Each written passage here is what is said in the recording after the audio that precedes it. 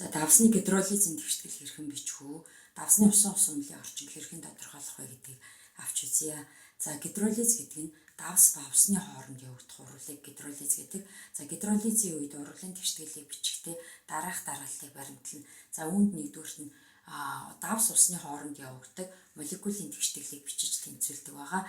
Тэгээд уг тэгшгэлээсээ тундас хий сул электролит гэсэн 3 төрлийн бодисыг ялгаж таних шаардлагатай.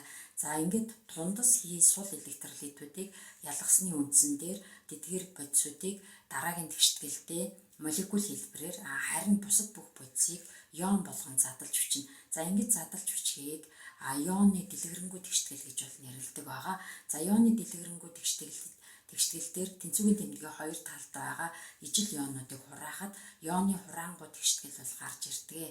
За ингээд ионы хураангуй тэгшгэлийг үндэслэн давсны усан усамлын орчинг тодорхойлох боломжтой болно. За тэгвэл одоо бүгдээрээ нэг жишээ авч үзье.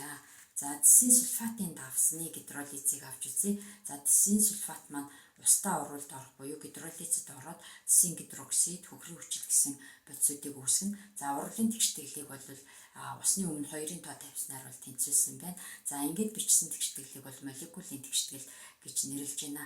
За энэ молекулын тэгшгэлээс харахад ус маань сул электролит харин тисийн гидроксид маань тундас байдалтай бодис байдаг.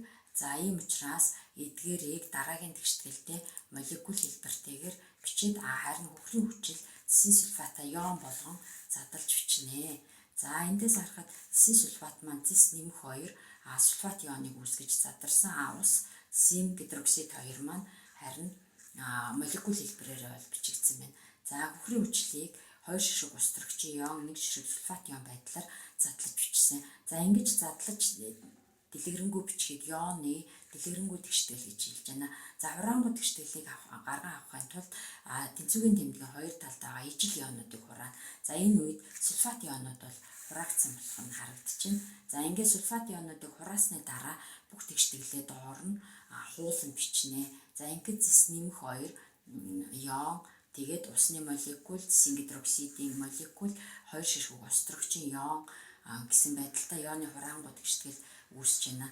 За ингээд ионы хураангуй тэгшгэлийг гаргаж авснаар бид нар энэ давсны усан усамлын орчинг тодорхойлох боломжтой. Анх бол энэ давсыг ол харахад энд ус төрөгчийн ион болон гидроксид ион буюу ил байгаа нь бол харагдахгүй байсан. Тэгвэл усамлын орчинг тодорхойлдог эдгээр ионууд нь гидролизийн үр дүнд илэрдэг болох нэ.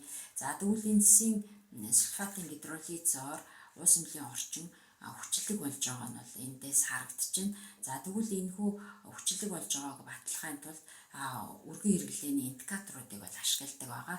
За үүнд метил оранж, лакмус, фенолэтилен гэх мэтийн индикаторууд орно. За метил оранжийг тисийн гидроксидын, тисийн сульфатын давсны усан усмал дээр тусааж үзэхэд хүчлэг орчин үүссэн учраас ягаан өнгө бол үзүүлэх болно. Лакмус индикаторыг тисийн сульфатын усмал дүүрж үзэхэд мөн хүчлэг орчинтой учраас сул ягаан өнгө үзүүлнэ. За фенолэтилийн индикаторыг тисийн сульфатын гидролизийн үед усмал дээр тусааж үзэхэд усмал маань өнгөхгүй байх нэ. Яагаад гэвэл фенолэтилен маань хүчлэг орчинд өнгөхгүй байдаг. За тэгвэл бид нар гидролизийн тэгшгэл бичснээр усамлын орчинг бол тодорхойлох боломжтой байдгийг авч үзлээ.